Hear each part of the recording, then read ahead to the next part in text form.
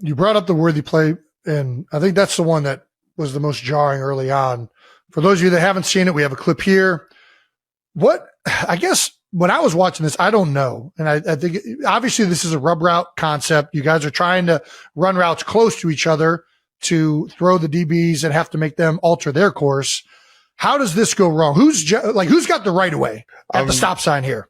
I'm supposed to be running my route at depth for Worthy. So it's frustrating for me. I was trying to kind of I'm not sure where he is exactly in terms of health wise, but I'm hoping that we get him back as fast as possible because he means so much to this team. And I was his biggest. Yeah, you've been hyping him up. Not just fan, man. I can see that guy and how hard he works, and I can see his game getting better. And I know he's going to take the league by storm when he gets back. The biggest thing is that he's one of our best players. Right.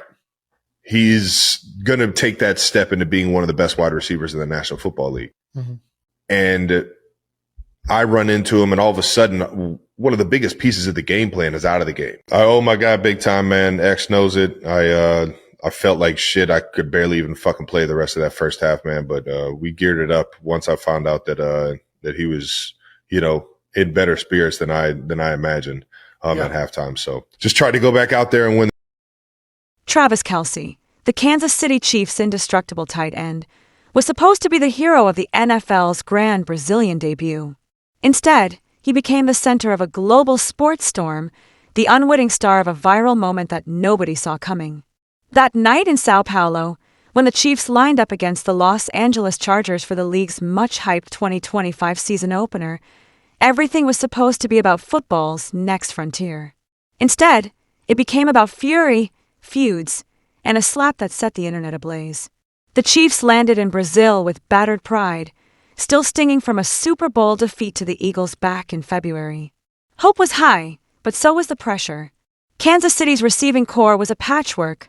Rashee Rice was out for 6 games. Injuries and suspensions left the depth chart looking thin, and even Andy Reid's stoic confidence seemed tested. But Chiefs Kingdom had traveled across continents, filling arena Corinthians with a sea of red and gold. The air buzzed with anticipation, every fan, every broadcaster, every casual observer waiting to see if Mahomes and Kelce could shake off the past and launch a new era. No one expected the chaos that unfolded. The Chargers played with a chip on their shoulder, grinding out a 27-21 win that was as much about grit as it was about the scoreboard. But the box score only tells half the story. On the field, tempers flared, penalties piled up, and the tension was palpable from the first snap. It all exploded in the third quarter when Travis Kelce, in the middle of a fierce blocking play after a bruising 2-yard run by Kareem Hunt, found himself face-to-face with Chargers defensive tackle Xavier Worthy. The duel between Kelce and Tart had been simmering all night. Shoves exchanged, words muttered, a collision course waiting for detonation. Then, in a sudden flash of anger, Tart spun and delivered an open-handed slap right across the front of Kelce's helmet. The sound echoed. The crowd gasped. Kelce, stunned, spun away from the play, arms thrown up in disbelief, searching for the referee's flag. It came, unnecessary roughness, 15 yards. The crowd roared, half in outrage, half in delirium. But Tart stayed in the game. The officials ruled the slap was open-handed, by the letter of the law, not grounds for an ejection. That technicality only poured gasoline on the fire. Social media detonated within minutes. Video clips and slow-motion gifs of a slap flooded every feed. Some fans screamed that it was a brutal punch. Others insisted Kelce had gone out cold. But the footage told a different story. Kelce never left his feet. He didn't miss a snap. Meanwhile, on the very next play, Patrick Mahomes dashed into the end zone for an electrifying 11-yard touchdown. Hope surged for the Chiefs. The stadium erupted. But a missed extra point by Harrison Butker kept the Chiefs trailing, the momentum hanging by a thread. Tart, unshaken, came back with a vengeance, making a critical stop that helped secure the Chargers' lead and, eventually, the win. Kelce's night had been quiet, just one catch for 10 yards in the early going, until he broke free in the fourth quarter for a wild 37-yard touchdown. His celebration was pure theater, mimicking a bull, shimmying for the cameras, teammates piling around him. For a brief moment, the Chiefs looked ready to flip the script. But the Chargers held strong, grinding down the clock, and as the seconds ticked away, reality settled in. The Chiefs would start their year 0-1, and the slap was the only thing anyone could talk about. But the drama didn't end on the field. It was just beginning. The slap went viral in minutes, replayed from every angle, scrutinized by fans, analysts, and former officials alike. On YouTube, ex-NFL referee Terry McCauley explained the ruling.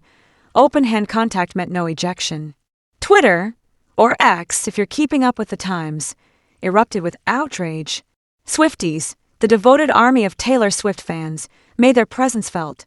Taylor Swift, Kelce's fiancée, had skipped the game for security reasons, but her fans flooded Tart's Instagram with memes, threats, and lyrics.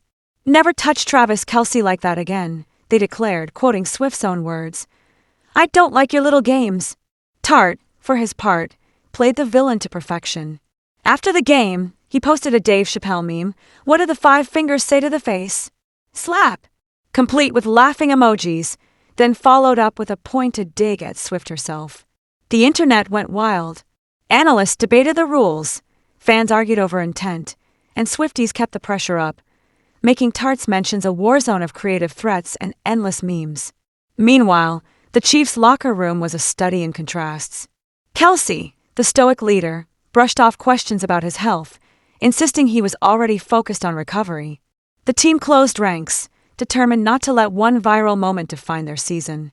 Andy Reid, as always, kept his cards close to the vest, offering no updates on rookie receiver Xavier Worthy, who had been knocked out of the game after a nasty collision with Kelce on the opening drive. If the slap was the spark, the aftermath was a wildfire. Every sports talk show ran endless slow-motion replays. Every angle was dissected, every word parsed. Was Kelce's headbutt of his own teammate, right tackle Jawan Taylor, a sign of deeper fractures in the Chiefs' offense? Was the slap proof that the NFL's rules need to be revisited? Would Taylor Swift speak out? She didn't. Her silence only fed the frenzy. Even Kelce's own family was drawn into the conversation, with his brother Jason, recently retired, now an analyst, defending Travis's toughness on national TV. Through it all, Kelce stayed cool. He'd spent the offseason batting away rumors of retirement, promising he'd return for another shot at glory. Now, battered but unbowed, he doubled down, promising to be ready for the next game. His focus never wavered, even as the world kept talking about the slap, the penalties, and the missed opportunities. For the Chiefs, the night was a harsh wake-up call. The offense struggled with rhythm and discipline, penalties stacking up, tempers flaring. The slap was just the most visible symptom of a team on edge, desperate to prove the Super Bowl loss was a fluke, not a sign of decline. But the road ahead is long, and for a team built on resilience, adversity is nothing new. As for Tart, he reveled in the attention, his memes and posts keeping his name in the headlines for days. The league took no further action, content with the in-game penalty, and Tart showed no sign of regret. He became the villain of the week, the man Swifties love to hate.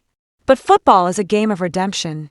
The slap, as infamous as it became, was just one moment in a season filled with storylines waiting to be written. The Chiefs, shaken but undeterred, returned to practice with renewed intensity. Coaches reminded players to keep their cool, to channel their emotions into the game. Kelce's leadership, never in doubt, became the rallying point for a team determined not to let one night define them. The game in Brazil was supposed to be a celebration, a showcase of the NFL's global reach. Instead, it became a spectacle, a reminder that sports at their wildest are about so much more than scores and stats. It's about the moments that make us gasp, the heroes and villains, the feuds and the friendships. It's about Travis Kelce, standing tall after a slap heard around the world, refusing to let anything or anyone keep him from doing what he does best, leading, inspiring, and keeping fans glued to every twist and turn. So what comes next? That's the beauty of sports. Every week brings a new story, a new hero, a new villain. The Chiefs' season is just getting started, and if the opening night in Sao Paulo is any indication, anything can happen. Don't miss a moment, because in the NFL, the only certainty is that the next chapter will be even wilder than the last. For more breaking stories, exclusive player interviews, and behind-the-scenes insights, stay tuned. The road to redemption is long, the drama is just beginning, and Travis Kelce, battered, unbowed, and always unmissable, remains at the heart of it all.